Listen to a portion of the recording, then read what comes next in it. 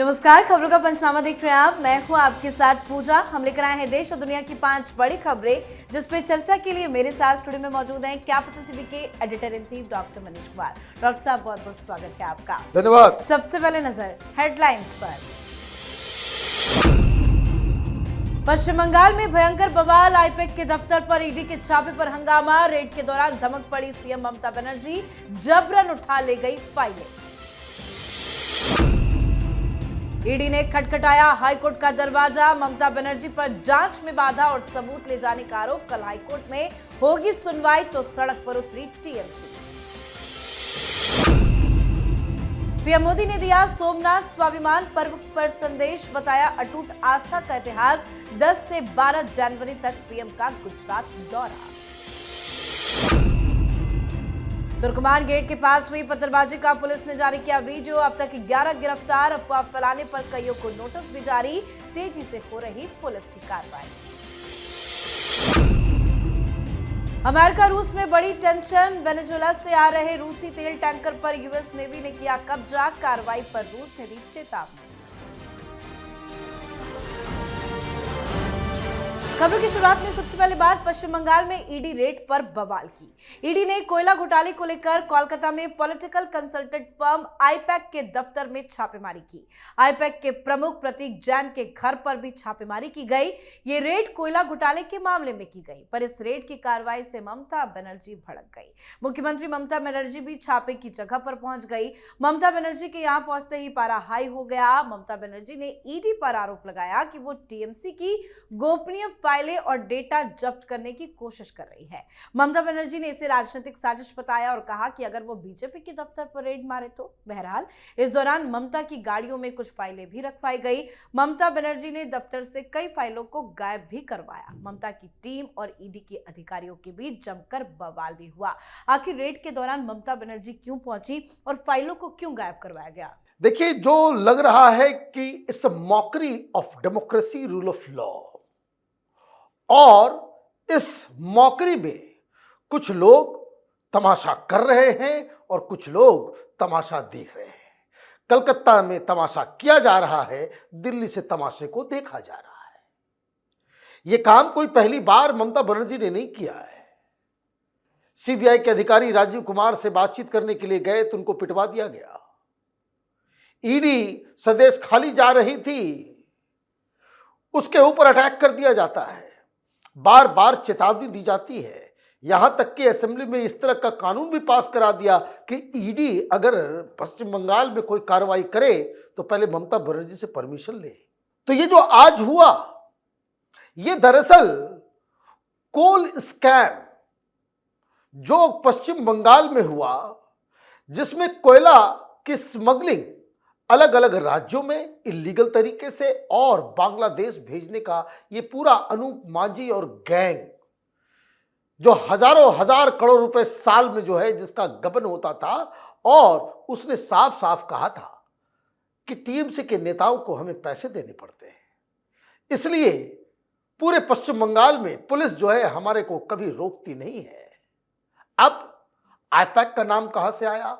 तो किसी कंपनी के जरिए एक पूछताछ के दौरान जो एक आरोपी ने बताया कि आईपैक को भी इस कोयला घोटाले का पैसा हवाला के रूप में भेजा जाता है।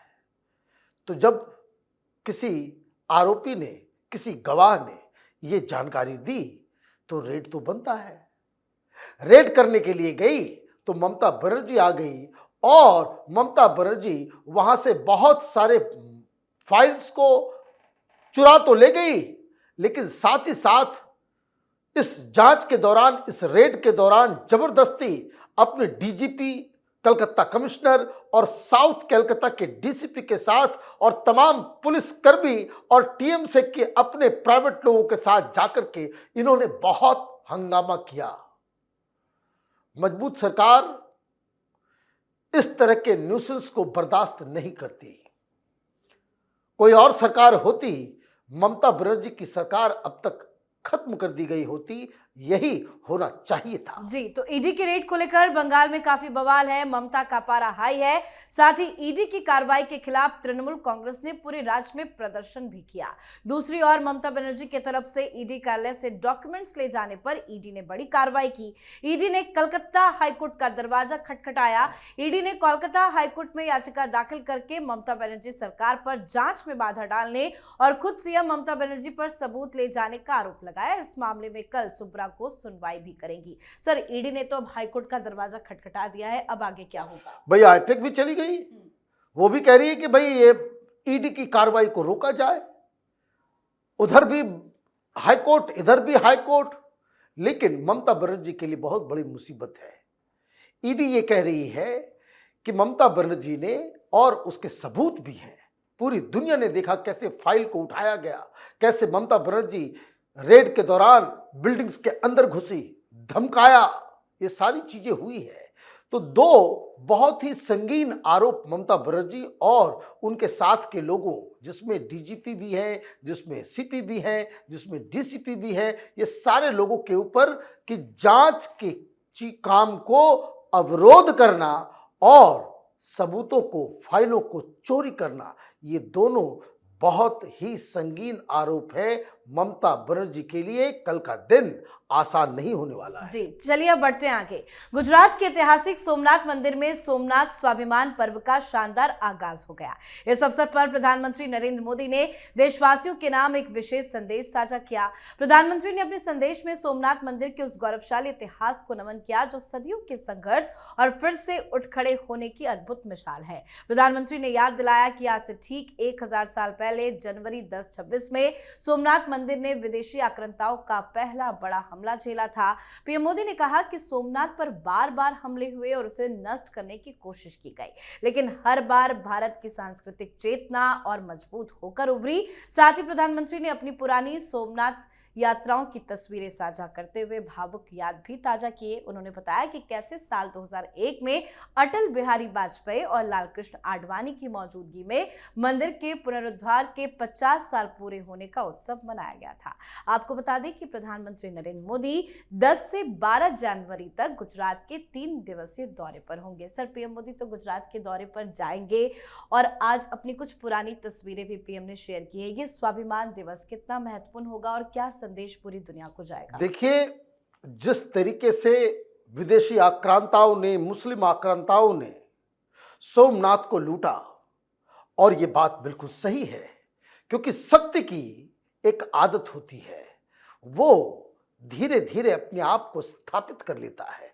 सोमनाथ के साथ यही हुआ, कई बार उसे तोड़ा गया, लूटा गया, लेकिन आजादी के बाद सोमनाथ जो है वो पहला ऐसा मंदिर था जिसे वापस उसके प्राचीन रूप में स्थापित किया गया। प्रधानमंत्री मोदी, अमित शाह, वहां की सरकार बहुत ध्यान देती है सोमनाथ के मंदिर, उसके रखरखाव और उसके मैनेजमेंट में। नंबर 2, जब बात चली है तो ये भी पता होना चाहिए कि आजादी के बाद जब वहां भव्य मंदिर बनाया जा रहा था, तो जैसे प्रभु श्री राम के जन्म स्थान के मंदिर को बनाने में ये तमाम कांग्रेसी और तथा कथित सेकुलर जमात के लोग विरोध कर रहे थे, तो इस सोमनाथ मंदिर में भी लोगों को परेशानी हो रही थी। और सबसे ज्यादा कोई परेशान था तो वो देश के पहले प्रधानमंत्री जवाहरलाल नेहरू ने साफ साफ चिट्ठी लिखकर राजेंद्र प्रसाद, जो देश के पहले राष्ट्रपति थे, उनको मना किया था कि आप उसके इनॉग्रेशन में नहीं जाएंगे। ये तो खुद जाते नहीं, लेकिन राष्ट्रपति को भी मना कर दिया था। लेकिन राजेंद्र बाबू ठहरे राजेंद्र बाबू। बड़ा विवाद हुआ था उस समय। ये भी जानना चाहिए कि अंबेडकर ने सोमनाथ के जीर्णोद्धार के लिए उन्होंने अपना समर्थन दिया था, राजेंद्र बाबू ने कभी नहीं माना, और वो नेहरू की राय, उनके सुझाव के और उनके इच्छा के विरुद्ध वो वहां गए और राष्ट्रपति के कर कमलों से उस मंदिर को स्थापित किया गया।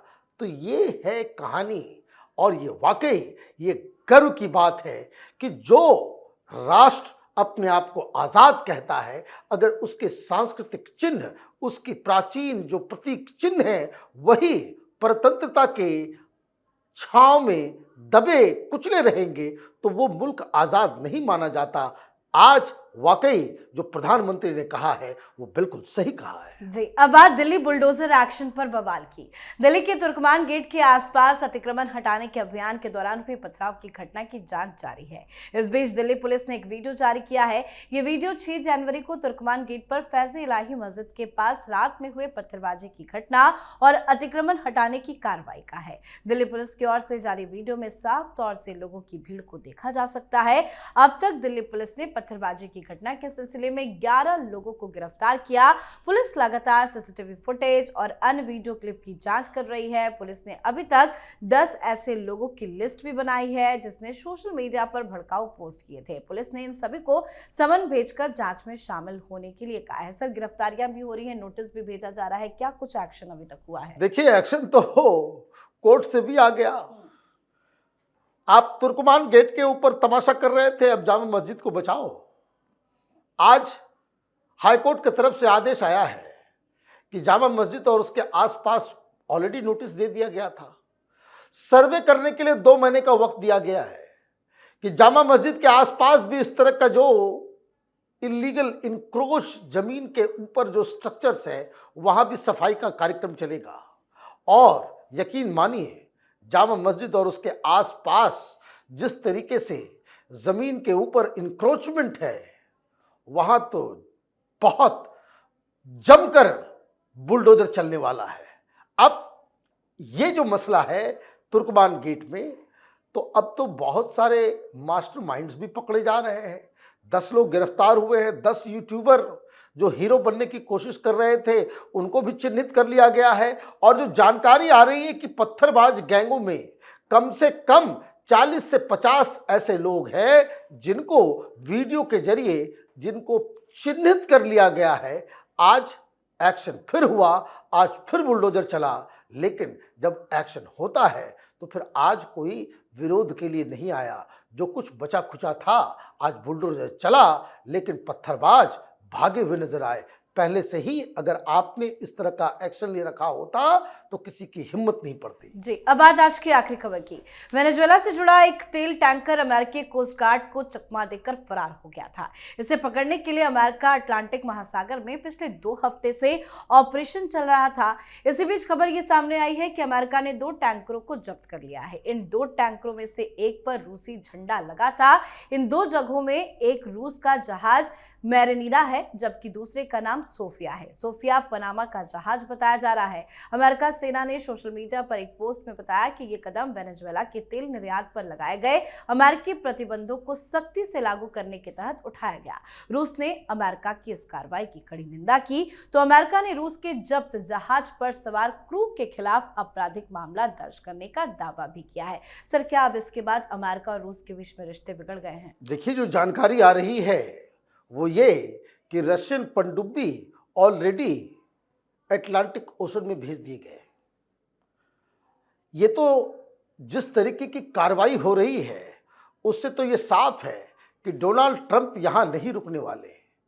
अगर किसी ने रोका नहीं तो आज वेनेजुएला, कल ईरान, फिर परसों कुछ और देश, ये हर जगह, चाहे ग्रीनलैंड, ये हर जगह इसी तरीके से फोर्सफुली अपनी चीज़ों को लागू करेंगे। ये मसला क्या है?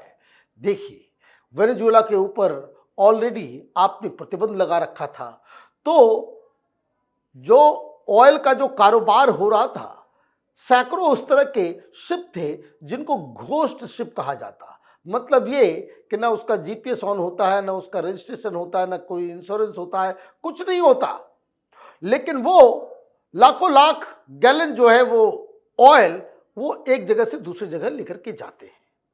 अब ऐसे ही एक शिप को, जो रशियन शिप था, उसको अमेरिका ने पकड़ लिया। 2 पकड़े गए हैं, एक पनामा का बताया जा रहा है, एक रशिया का बताया जा रहा है। लेकिन अब इसको लेकर के पुतिन की तरफ से धमकी दी गई है अमेरिका को। इसका मतलब ये है कि ये तेल के चक्कर में डोनाल्ड ट्रंप किसी बड़े युद्ध की शुरुआत करवा सकते। जी, बहुत बहुत धन्यवाद सर समझाने के लिए। धन्यवाद। तो खबरों का पंचनामा में आज के लिए फिलहाल इतना ही। देश विदेश की बाकी खबरों और उनके सटीक एनालिसिस के लिए देखते रहिए कैपिटल टीवी। हमें लाइक कीजिए, शेयर कीजिए और कैपिटल टीवी को सब्सक्राइब कीजिए। नमस्कार।